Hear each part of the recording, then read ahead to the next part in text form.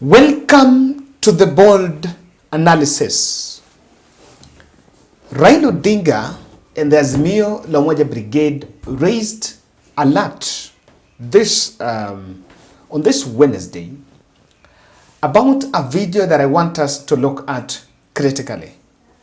And I've chosen to really pay attention to that video because of the fact that many other UDA leaders have opted to pick that one video to run a smear campaign against the mass action.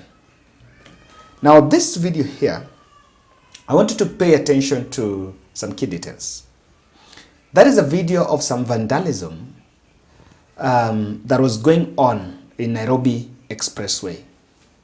And clearly, if you pay attention, we see those young people were actually breaking those stuff.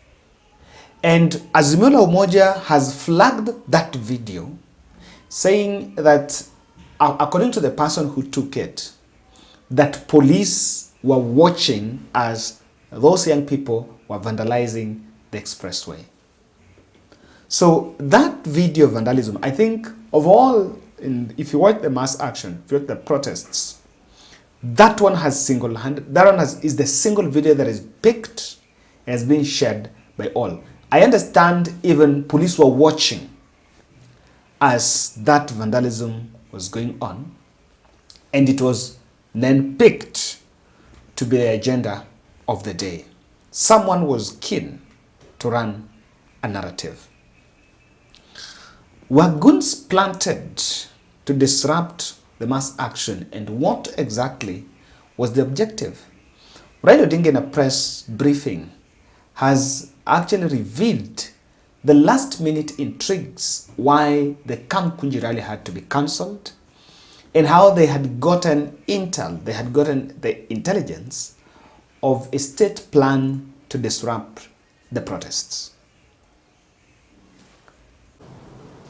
Late last night, we received intelligence of a most heinous plan by Kenya Kwanza to ferry armed goons who would attack peaceful attendees of our rally in Kamukunji. These goons had expressed orders to shoot directly into the crowd while enjoying police protection.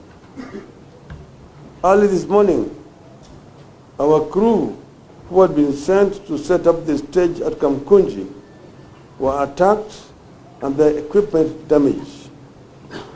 Some were arrested. In line with the intelligence we received, armed goons have this afternoon descended on Kamukunji grounds and shot indiscriminately into the crowd. Police have used water cannons to disperse those peaceably assembled there.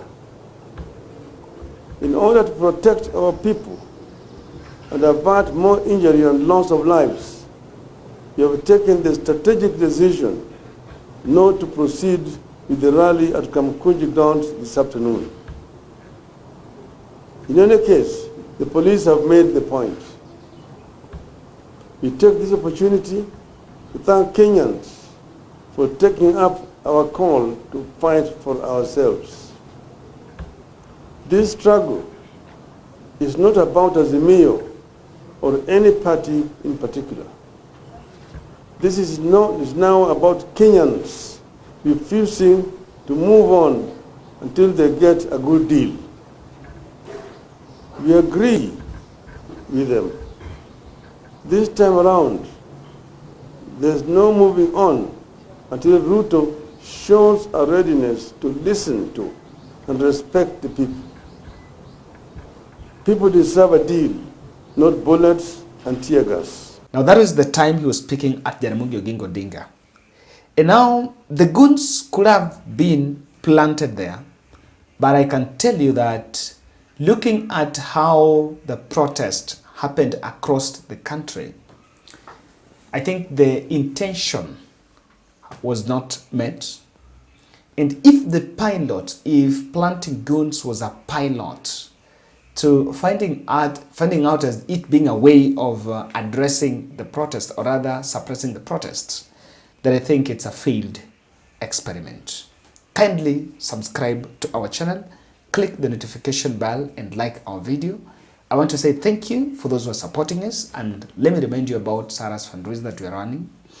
We supported Sarah, the famous Sarah, people who are coming to this channel for the first time. We supported this lady in the medical bill campaign that we did last year in a tune of in excess of 1 million. But she had been diagnosed with acute lymphatic leukemia.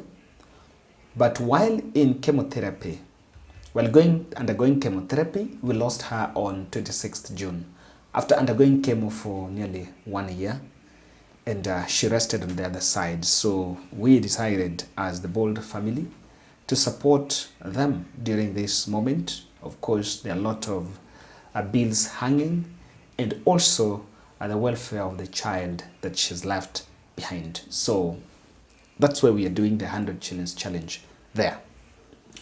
Ladies and gentlemen, I have seen and I have heard politicians saying that Raila Odinga is using all the tactics and is expecting new results, good results.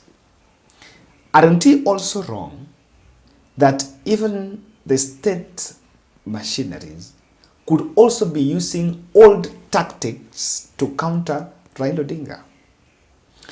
The discussion, or rather the strategy of using goons against unleashing goods in the public, is something that was just confirmed in this country by the former Nairobi governor, Mike Sonko.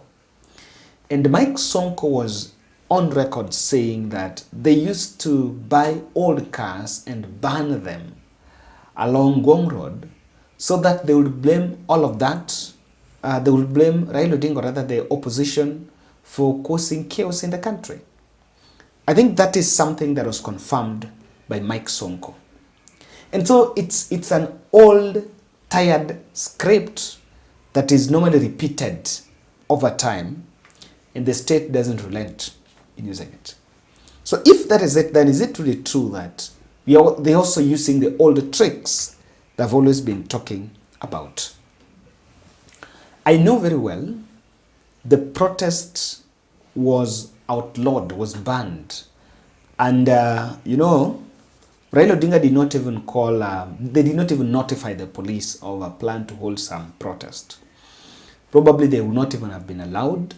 And so it would come out that the police have allowed them, they have notified the police, but police have banned it. So that Kamukunji rally was never even there, if you ask me. But all of it, you will understand that there is the role of the police to suppress. And I remember Waziri Kindiki saying that the police are supposed to escort protesters, and if a protester is not carrying any harmful weapon, he or she should be allowed to exercise that right to protest peacefully without interference. But in some very rogue characters wanted to pin down Raila Odinga that the mass action is on destruction of property. And I have seen pro-government bloggers running this narrative that Raila Odinga is just interested at destruction of properties. Truth be told, Raila was not in the protest. And so it's Kenyans who are out.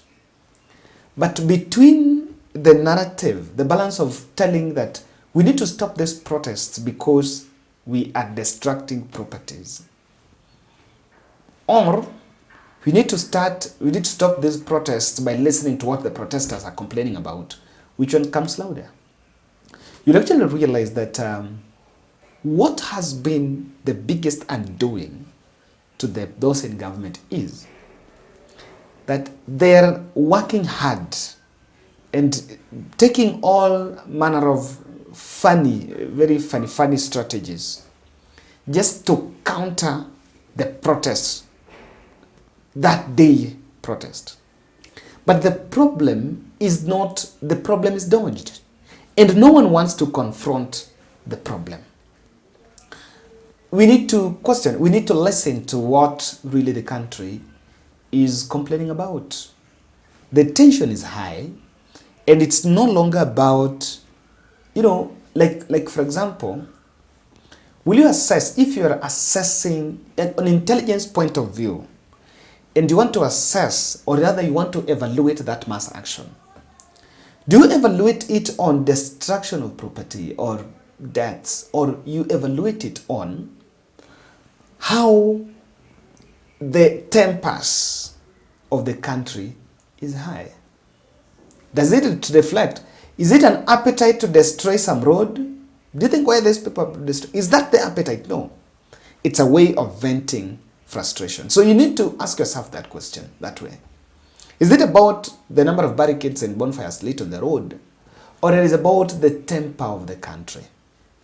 Secondly, the destruction of property, why the Goons were planted, is an old tired script to profile Luo community. It has always been used in the past, so there is no magical science in saying this, because over time we'll always be told about wale watukurusha mawe, wale watukufanya hii, wakufanya hii. But I want to say it has backfired. In my next podcast, I'm going to look at Imani. It has backfired badly on the organizers of the same, because if you compare protests in Kisumu and Mlolongo, and compare protests in Migori or Homa Bay and Nakuru, you'll realize that Nakuru, Nairobi, Mombasa, they were more dangerous, more lethal and intense than even those counties. In fact, today, Kisumu was relatively calm. Last time, I was told Nyamira could have lifted the trophy. So that aspect is just to, to profile and say, it's some few individuals here and there. And you listen, I saw leaders saying that it's some few who are protesting, which is a very tired and narrow narrative. Now, this is clear, and I'll not get tired of repeating. Someone is committed to advance a narrative that what Raila is doing is anarchy. Someone is committed to advance a narrative that Raila is planning anarchy by making the country ungovernable. And I want to say truth to power. This is not anarchy, but this is a true reflection of people's emotions in respect to the way the country is governed. I wish we get it that way. If it is not about the cost of living, then what else can charge the people? It cannot be about Sava and IBC, because those things have always been there. But what is happening here is someone wants to wake up tomorrow and start telling us about anarchy. I don't think that's it. We've all reconciled with the reality that William Ruto is going to be the president for the next 5 years, the remaining 3 years. Then Kenyans will decide who is going to take over. So I don't really think these are the expense. You want to come out and say the way this has been destroyed, I don't think that is it. And if what has happened at the Expressway is not something that didn't have the blessings of the people with deeper pockets, then they would have been dispersed, because the police were staring at whatever was going on there. Thank you.